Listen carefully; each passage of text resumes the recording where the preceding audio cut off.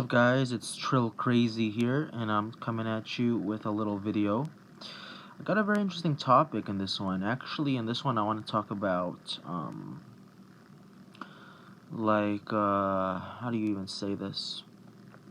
What is life and what is death? First of all, the first thing you need to understand is that there's 4 parts to a person. The first is the physical, the second is the mental, the third is the emotional, the fourth is the spiritual.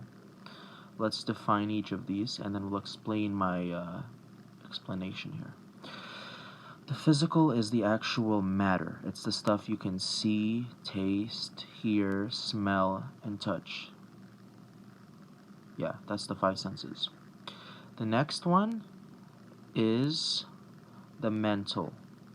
So the mental is the second deepest, alright? That's just thoughts. The third one is the heart, which is the emotions. And the fourth one is the spiritual, which has to do with your place in the rest of the world. It's where you are in relation to other things. And together these make up your being. Now, death is actually so life is bondage and death is liberation. When one of your parts dies, because any and all of those 4 parts of you can die and can live.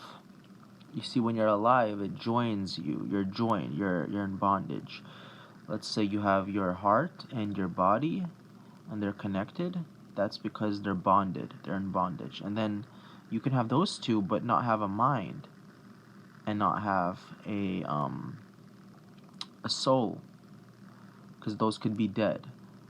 So a complete person who is fully alive has all 4 of his parts in bondage, alive and kicking together. But when it comes to death is liberation. So think about, the easiest one to explain is the death of the body. When a body dies, it is liberated.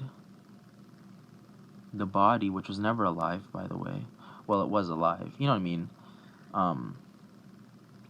it dies off.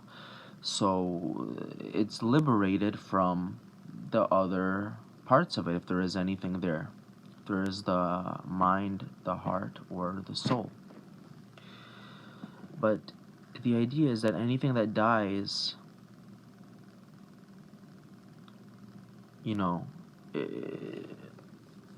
basically what I'm trying to say is that death is liberation, life is bondage. You can gauge whether you're alive or you're dead completely on just how liberated you feel, or completely on just how in bondage you feel.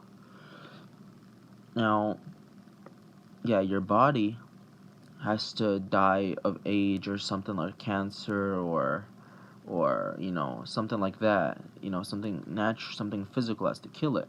But when it comes to things like the heart, the emotions, that can die too. But okay, so when it dies, bam, it can get reborn. It's a little bit different with each realm. In the physical realm, obviously the body can't really be reborn, but that's the physical. It's different in each one. The spiritual, it's different. In the emotional, it's different. It's mental, it's different.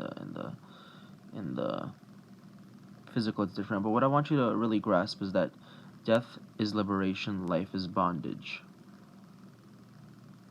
That's all it means. When something dies, it didn't end. Death doesn't mean the end of something. Death means something being liberated from something else, separated from, detached from. So I am currently alive completely. I am alive physically, I'm alive mentally, I'm alive emotionally, and I'm alive spiritually. I am in bondage right now. But when it comes to death, I'll be liberated. So I just have to prepare for, not for liberation, but for the next time I come together again. Because life goes on. Whether you like it or not, life goes on. So my body, this body, when it dies off, obviously it'll be dead forever. It'll become energy for worms in the soil or something like that. But my mind, the thoughts, it'll go somewhere, that will go somewhere eventually too. But it's possible for you to die physically but exist in all the other three, mental, emotional, and spiritual at once. That's a little information about oh god, sorry. That's a little bit of information about bondage and or liberation. Understand, death is not the end of something. Death is the separation of something from something else. Now, before I end this video, I want to say that, okay, the first thing that there was the soul. Okay, because, you know how I said, the body won't be used, the mind will be used again, the emotions will, the soul will. You need to understand that, yes, I said they're all different, like, levels, different mechanics for each realm, and your vehicle in each realm. But the thing is that, or your being in each, your part of you that's in each realm. But the thing is that, okay, the soul was the first thing that there was. All the other three are offshoots of the soul. So how does the soul become a heart, or how does a soul create a heart? It takes a piece of itself and creates a heart. Then it comes together and mixes to create the mind, and then it mixes those three to make the body. Now do you see that it's one being that is basically multiplying, or rather, splitting itself off and adding itself to create the mind is the soul plus the emotions. The body is the mind, the soul, the emotions together.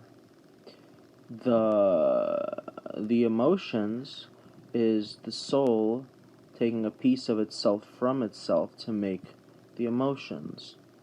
So basically, the entire being that you are is truly you. You are your body, you are your mind, you are your heart, and you are your soul.